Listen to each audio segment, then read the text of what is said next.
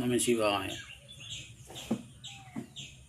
അപ്പോൾ ഒരു ശ്ലോകം കാണിച്ചു തന്നിട്ടുണ്ടെങ്കിൽ അത് കാണാതെ പഠിച്ച് അർത്ഥം ഗ്രഹസ്ഥമാക്കിയിട്ട് ചൊല്ലി കാണിച്ച് തരണം എന്നാണ് നമ്മൾ ജപിക്കുകയാണ്.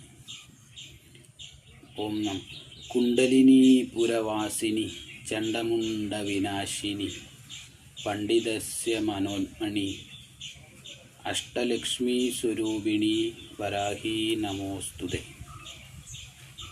അഷ്ടദാരിദ്ര്യനാശിനി ഇഷ്ടകാമപ്രദായിനി വരാഹി നമോസ്തുതേ.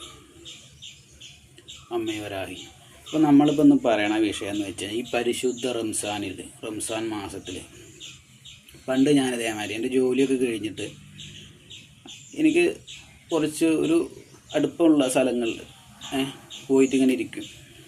അപ്പോൾ അതേമാതിരി ഒരു മീൻകാരൻ അദ്ദേഹം വന്നു. അദ്ദേഹം ഒരു പെട്ടി മീൻ കൊടുത്തിട്ട് ഇങ്ങനെ വരികയാണ്, കച്ചവടത്തിന് പോവുകയാണ്. അപ്പോൾ എനിക്ക് പണ്ടേ ഒരു സ്വഭാവം ഉണ്ടായിരുന്നു.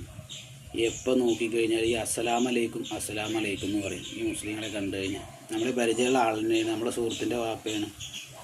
അപ്പോൾ ആളിനോട് പറഞ്ഞു, ഈ ഇപ്പോൾ എന്തറിഞ്ഞിട്ട് അത് പറയണത് ചോദിച്ചു. അങ്ങനെ നീ പറയരുത് കേട്ടോ പറഞ്ഞു. അത്രേ പറഞ്ഞുള്ളൂ, വേറൊന്നും പറഞ്ഞില്ല. ദേഷ്യപ്പെടുകയോ ചൂടാവുകയൊന്നും ചെയ്തില്ല. അങ്ങനെയൊന്നുമില്ല, സലാം പറയാറുണ്ട്. ഞാനിങ്ങനെ എനിക്ക് ചെറിയൊരു വിഷമമാവും ചെയ്തു. എന്താ ഇയാൾ ഇങ്ങനെ പറഞ്ഞു. ആയിക്കോട്ടെ, കുഴപ്പമില്ല. ഒരുപാട് വർഷം മുന്നേ കേട്ടോ, ചെറുപ്പത്തിൽ. അപ്പോൾ പിന്നെ ഞാൻ ആദ്യം ഇങ്ങനെ നടക്കുമ്പോൾ എനിക്കൊരു പേപ്പർ കിട്ടി.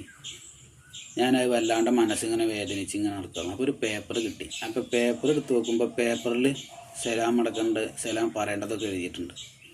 അതായത് അസ്സലാമു 3 വരണത്രേ, അലൈക്കും എന്ന് പറഞ്ഞു കഴിഞ്ഞാൽ ദൈവത്തിൻ്റെ കൃപ നിങ്ങളിലും ഉണ്ടായിരിക്കട്ടെ.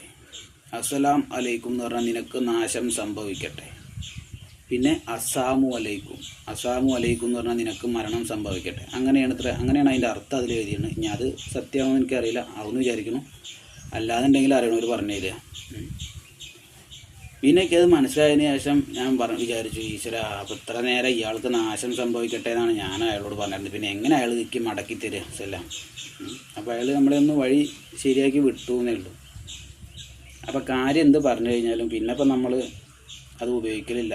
നമ്മൾ വേറെ രീതിയിൽ അത് ചെയ്യും എങ്ങനെയായാലും. അപ്പോൾ എന്തായാലും നാശം സംഭവിക്കുകയോ ചെയ്തു കുറച്ച് കഴിഞ്ഞിട്ട്. അത് പിന്നെ ഇപ്പോൾ നമ്മൾ പറഞ്ഞിട്ട് കാര്യമൊന്നുമില്ല. അപ്പോൾ അതിനും വേണ്ടിയിട്ടാണ് അങ്ങനെ ഒരു മനസ്സിലാക്കൽ. സാധാരണക്കാർ എന്തെങ്കിലും കാര്യങ്ങൾ നാശമൊക്കെ സംഭവിച്ചു. ഞങ്ങൾ